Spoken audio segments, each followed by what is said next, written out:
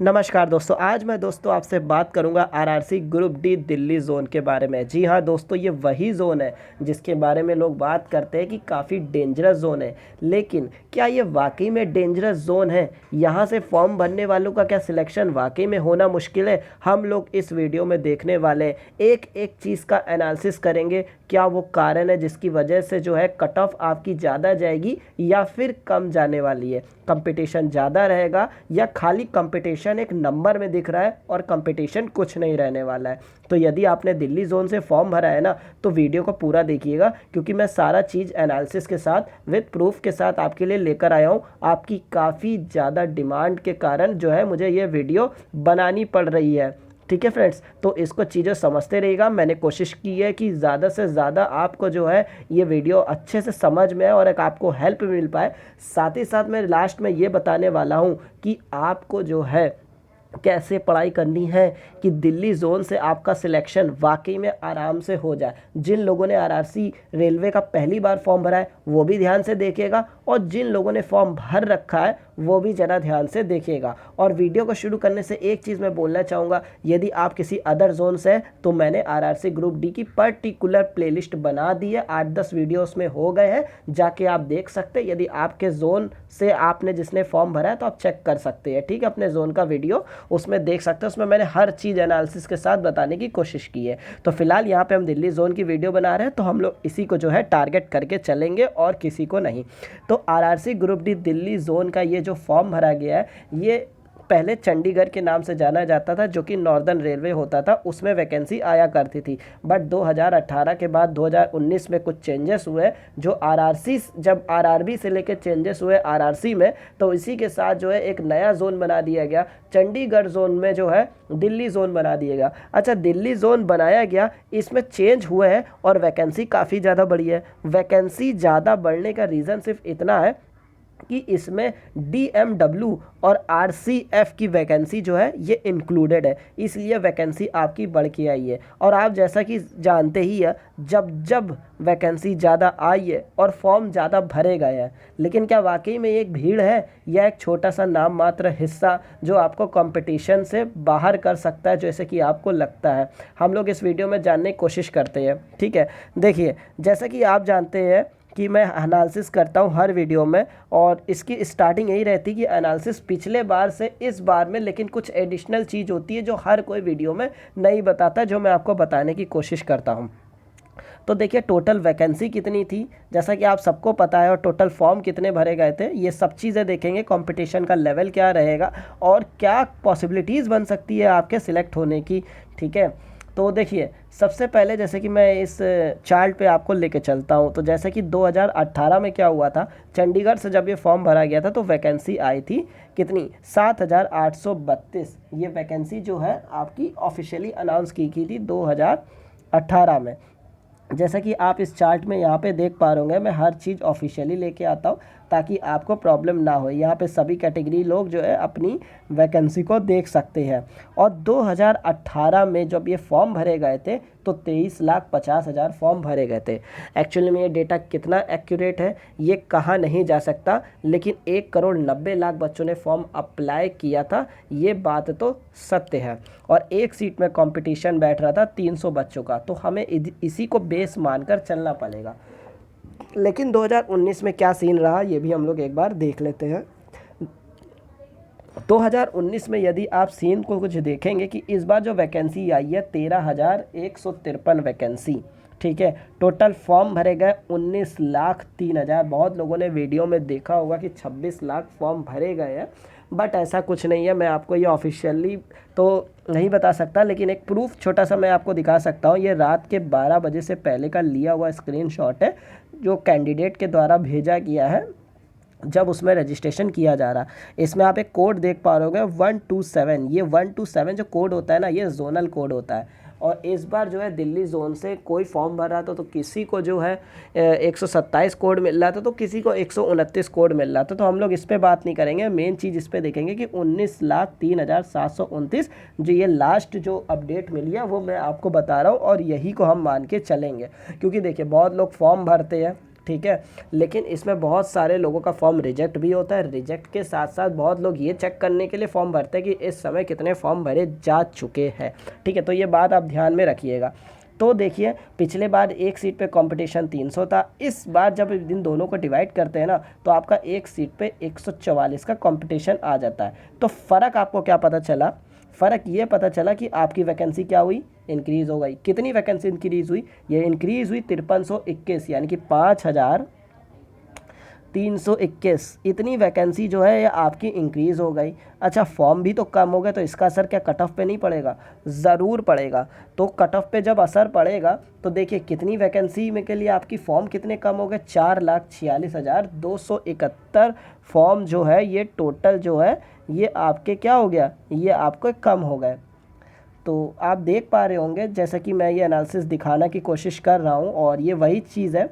अब 2019 में चलते एक बार, 2019 में क्या हुआ जब ये वैकेंसी आई है उसी का टेबल चार्ट है, जैसे आप देख पा रहे होंगे। और टोटल फॉर्म भी भरे गए थे यहाँ पे 13,153। तो ये बात की बात है। अब हम आगे चलते हैं, क्या चांस है वाकई में दिल्ली जोन में सिलेक्ट होने का, जिन लोगों ने पहली बार फॉर्म भरा है या फिर जिन लोगों ने पिछली बार फॉर्म भरा था जिनका नहीं हो पाया था 10, 12 या 20 नंबर से, क्या वाकई में चांस है? क्योंकि हम ये नहीं कहेंगे इसमें गोल्डन चांस है, बट जिनके लिए गोल्डन चांस है उनके लिए तो गोल्डन चांस है। लेकिन क्या पॉसिबिलिटीज़ बन सकती है दिल्ली जोन में सिलेक्ट होने के लिए?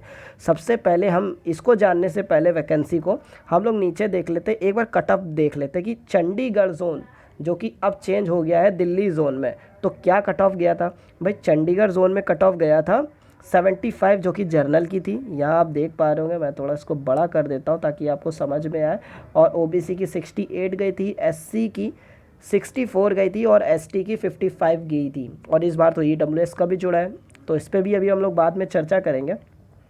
इसको आप कट ऑफ को देखने के बाद देखिए, जिन लोगों ने कट ऑफ ये जानते हैं वो तो जानते ही होंगे, लेकिन मैं इसमें एक चीज़ बताना चाहूँगा, ये नॉर्मलाइजेशन की कट ऑफ थी, ठीक है। और नॉर्मलाइजेशन कट ऑफ और रॉ मार्क्स में एक फ़र्क होता है, क्योंकि नॉर्मलाइजेशन जो होता है ना वो आखिरी हिट होता है, जिसका ज़्यादा पड़ा वो निकल गया, मतलब कि वो पास हो गया, और जिसका कम रह गया वो बाहर हो गया। तो ये बहुत इंपॉर्टेंट है। बाकी इसमें किस्मत चलती है, और वो कैसे कंसिडर किया जाता है वो रेलवे वाले ही जानते हैं, ठीक है। अब कट ऑफ कम जाने के हम कारण पे बात करते हैं, ठीक है। कट ऑफ कम जाने के कारण ये है कि इस बार फॉर्म कम भरे गए थे, 4,46,271, ये गलत हो गया, तो इस पर आप ध्यान मत दीजिएगा, ठीक है। और यहाँ जो है नंबर ऑफ़ वैकेंसी मैंने आपको बताई दी गई थी कि कितनी ज़्यादा हो गई थी, इसको मैंने करेक्शन कर लिया एक बार फिर से, आप इसे देख लीजिए, ठीक है। 4,46,271 वैकेंसी जो है लोगों ने कम फॉर्म भरा है। नंबर ऑफ़ पोस्ट भी बड़े थे, और कंपटीशन कितना कम हो गया, 2.5 गुना कम हो गया। कैसे? पहले एक सीट पे 300 बच्चों का कंपटीशन था, अब 144 है। टोटल 156 बच्चे जो है वो कम हो चुके हैं, जैसे कि आप जानते होंगे। तो ये एक रीज़न है। अगर ये सब कम जाएगा तो कट ऑफ कहीं ना कहीं इफेक्ट होगा, यानी 75 से गिर के नीचे आएगा, 75 से नीचे गिरेगा। हम जर्नल को कंसीडर करते हैं, बात याद रखिएगा, ठीक है। और इस बार फ़र्क ये पड़ने वाला है अटेंडेंस। आप देख रहे हैं स्टूडेंट जो है रुचि नहीं दिखा रहे एग्ज़ाम देने में, क्योंकि अगर एग्ज़ाम देने में रुचि दिखाते ना तो बच्चे इस समय से जो है ट्विटर कैंपेन बहुत तेज़ी से करने लगते हैं। हम जैसा कि देख पा रहे हैं कि लोग इंटरेस्ट नहीं जता रहे कि एग्ज़ाम जल्दी हो। कुछ लोग चाहते हैं एग्ज़ाम जल्दी हो। अगर वाकई में एग्ज़ाम जल्दी हो तो आप जाके जो है ट्विटर पे क्या कीजिए, ट्रेंड करवाइए कि हैशटैग करके कि एग्ज़ाम लो, आरआरसी ग्रुप डी एग्ज़ाम लो, तो आपका जल्दी से जल्दी एग्ज़ाम होगा। और अगर इसी तरह रहा तो इस बार जो है अटेंडेंस आपकी काफ़ी कम जाने वाली है। ये 50 से 55% हर साल का एक एवरेज रहता है, हो सकता है इस बार कम भी जाए। ये ओवरऑल में बात नहीं कर रहा हूँ, पिछले बार चंडीगढ़ में मैं बात कर रहा हूँ, उस बार भी जो है फॉर्म काफ़ी भरे गए थे, लेकिन स्टूडेंट काफ़ी कम आ रहे थे, ठीक है। और इस बार भी अगर दिल्ली जोन का देखेंगे तो यहाँ से फॉर्म काफ़ी ज़्यादा भरे गए हैं, ठीक है। और स्टूडेंट कम आने की ही संभावना रहती है, लेकिन अगर मैं मैक्सिमम 55% लेके चलूँगा तो अच्छे खासे स्टूडेंट इसमें फ़ाइट कर सकते हैं। कि अगर 19 लाख लोगों ने फॉर्म भरा है तो ये मान के चलिए कि तकरीबन 10 लाख बच्चे तो अटेंडेंस के इसमें रहेंगे ही रहेंगे। ये बात आप ध्यान में रखिएगा, ठीक है। अब सबसे ज़्यादा इफ़ेक्ट डालेगा ये आपके आपके इफ़ेक्ट डालेगा 2019 से लेकर 2021 के बीच में जो वैकेंसी है वो क्या इफ़ेक्ट डालेगी। भाई 2019 से लेकर 2021 में रेलवे में कितने पद भरे जा चुके हैं, एएलपी से group D, JE, RPF, paramedical, ये आप देख पा रहे होंगे, मैंने एक चार्ट बना के लाया हूँ।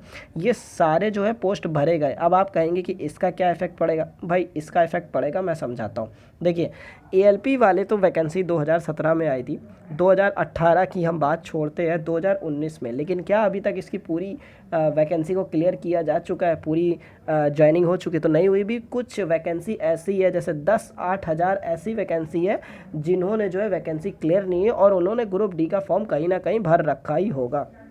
ठीक है, कुछ लोग तो होंगे ग्रुप डी का फॉर्म मैं मान के चलता हूँ 2-3 हज़ार लोग भर के रखा होगा जिनकी अभी तक जो है ज्वाइनिंग नहीं हुई है। ठीक है, अगर उनका इसमें सिलेक्शन हो जाते तो वो नहीं आएंगे। इसी तरह ग्रुप डी में भी, क्योंकि ग्रुप डी के भी अगर आप देखेंगे अभी तक पैनल लगा हुआ है, बच्चों के जो है फाइनल ज्वाइनिंग लेटर धीरे धीरे पहुँच रहे हैं। बहुत लोगों ने ज्वाइन किया भी नहीं है। रेलवे के डेटा के अनुसार सिर्फ 42,000 बच्चों को ही ज्वाइन किया गया है, बाकी अभी भी लोगों का ज्वाइन होना बाकी है। तो मैं ये मान के चलो, क्योंकि ये तो 2018 की वैकेंसी थी, यानी अभी तक ज्वाइनिंग हुआ नहीं, और ये वैकेंसी आ गई थी 2019 में। भाई अगर 2019 में वैकेंसी आ गई तो कहीं ग्रुप डी वालों ने तो इसमें भी फॉर्म भर के रखा होगा ना। ऐसा तो नहीं कि इन्होंने फॉर्म नहीं भर रखा है, इन्होंने भी फॉर्म भर रखा है। उसी तरह जेई वालों ने, क्योंकि देखिए ग्रुप डी पहले आया, जेई बाद में आया, तो जो जो बाद में आया है उसका हम छोड़ते हैं, क्योंकि ग्रुप डी तो पहले आया ना, इसलिए लोगों ने इसका फॉर्म तो पहले से भर रखा होगा। पैरामेडिकल भर रखा होगा, एनटीपीसी वाले लगभग सभी, लगभग 80% बच्चों ने तो एनटीपीसी जो दे रहे हैं वो तो ग्रुप डी भी दे रहे हैं, फॉर्म भर ही रखा होगा। तो कहीं ना कहीं इसका कंपटीशन आपका कम होने वाला है। इस सारे रेशियो को देखते हुए, इन सारे रेशियो को देखते हुए, इन तथ्यों पे चलते हैं तो हमें ये पता चलता है कि क्या कट ऑफ जा सकती है। एक हम मार्क्स लेके चलते हैं, क्योंकि इसमें डीएमडब्ल्यू और आरसीएफ की भी वैकेंसी जुड़ी है, तो बड़ा है, और जब वैकेंसी बढ़ती है तो कट ऑफ कम जाने की संभावना होती है।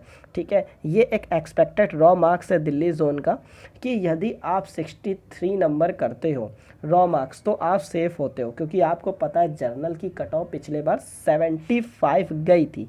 तो एक बात हमको ज़रा इतना बता सकते हैं आप कि अगर 75 कट ऑफ गई है जर्नल कैटेगरी की, तो ये तो नॉर्मलाइज मार्क्स है, तो फिर रॉ मार्क्स कितने होने चाहिए थे लोगों के। इस जोन में जितने लोगों का सिलेक्शन हुआ है, ज़्यादातर लोगों का, मैक्सिमम मैंने ये देखा है, मैक्सिमम यानी कि 75% लोगों का देखा है कि उनका 60 प्लस कहीं ना कहीं रॉ मार्क्स था, या और जो कम भी हुए 20% उनका 55 या 56 ऐसे उसके ऊपर, यानी 55 के ऊपर जो रॉ मार्क्स ला रहे थे, क्योंकि पिछले बार का रेशियो भाई काफ़ी ज़्यादा नॉर्मलाइज में नंबर बढ़े थे। नॉर्मलाइजेशन में भर भर के नंबर मिले हैं, 25 नंबर, 30 नंबर, 15 नंबर, कोई लिमिट ही सेट नहीं थी, ऐसे ऐसे नंबर बढ़े थे। मैं एक अप्रॉक्स मान के चलता हूँ कि ये जब जोन ज़्यादा होते हैं तो वहाँ पे नॉर्मलाइजेशन भी अच्छा होता है, क्योंकि वहाँ कंपटीशन अच्छा होता है। 15 नंबर एक एवरेज भी अगर हम मान के चलते हैं तो ये तो पता चल जाएगा कि 60 नंबर जो रॉ मार्क्स ला रहा था वो तो सिलेक्ट कहीं ना कहीं हो रहा था डीवी के उसके लिए, पीईटी के लिए। ठीक है, और इस बार इतने कारण भी है जिसकी वजह से कट ऑफ कम जाने की, वैकेंसी इंक्रीज़ भी है, सब मैं चीज़ें बता चुका हूँ। अगर आप एक नॉर्मलाइजेशन स्कोर हटा के भी देखते हैं तो यदि आप 63 रॉ मार्क्स करते हो, 63 प्लस, मैं ये नहीं कहता हूँ कि इतने में गारंटी हो जाएगा, इससे कम में होएगा नहीं, क्योंकि नॉर्मलाइजेशन मार्क्स जो होता है ना, कोई ये समझ नहीं पाता, और यही आखिरी खेल आपका तय करने वाला है। और नॉर्मलाइजेशन पेपर के लेवल पे डिपेंड करता है। ठीक है, इसे कोई नहीं बता सकता। अगर आप बताएं, अगर इजी पेपर भी है ना, एकदम इजी पेपर, और अगर उसे कोई सही से अटेम्प्ट नहीं करता, अगर कोई से अटेम्प्ट नहीं करता, भले इजी पेपर है, तो रेलवे के डेटा के अनुसार ये माना जाएगा कि पेपर हार्ड था। क्योंकि रेलवे का जो नॉर्मलाइजेशन रूल है वो किसको मानता है, वो मानता है डेटा को मानता है। वो ये नहीं मानता कि कितने बच्चे कमज़ोर बैठे या कितने बच्चे उसमें पढ़ने वाले अच्छे बैठे, उससे कोई लेना देना नहीं है। अगर बच्चे जानबूझ के, अगर हम एक बात बताते हैं, समझने वाली बात, अगर बच्चे आंसर नहीं देंगे तो कट ऑफ कम जाएगी, और लोगों को ऐसा रूल के हिसाब से लगेगा कि हाँ पेपर तो टफ था तभी तो जवाब दे नहीं पाए।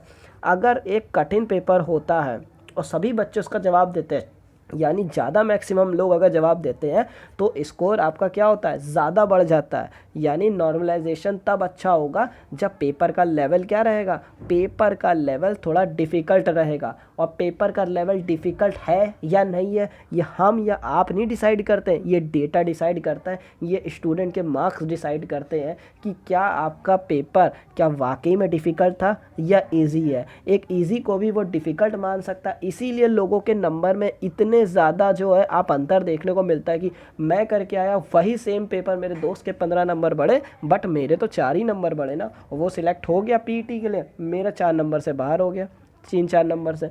तो यही चीज़ समझने वाली कि ये डेटा पे डिपेंड करता है, इसे आंकड़ा नहीं निकाला जा सकता। ठीक है, अब तो ये बात हो गई कि हम एक समझ गए कि अगर हम 60 प्लस रॉ मार्क्स करते हैं तो मेरे तो चांस बनते हैं सिलेक्ट होने के। ठीक है, बाकी आप ज़्यादा लाते हो तो और अच्छी बात है, आपको और अच्छी पोस्ट प्रेफरेंस मिलेगी। तो अब हम बात करेंगे इम्पॉर्टेंट टिप्स के बारे में कि अब क्या करना है, मॉक टेस्ट लगाना है। मॉक टेस्ट लगाना है वो भी कैसे, हफ्ते में 3 मॉक टेस्ट लगाने हैं। भैया मॉक टेस्ट तो बहुत है, टेक्स्ट बुक के भी मॉक टेस्ट में बहुत सारे पेपर मिल जाते, 12,000 13,000, पर मैं क्या कह रहा हूँ, मैं ये कह रहा हूँ प्रीवियस ईयर उठाना और हफ्ते में 3 मॉक टेस्ट लगाना। मॉक टेस्ट लगाने का तरीका भी अलग होता है। एक मॉक टेस्ट लगाओ, आए चाहे ना आए, ठीक है, करो।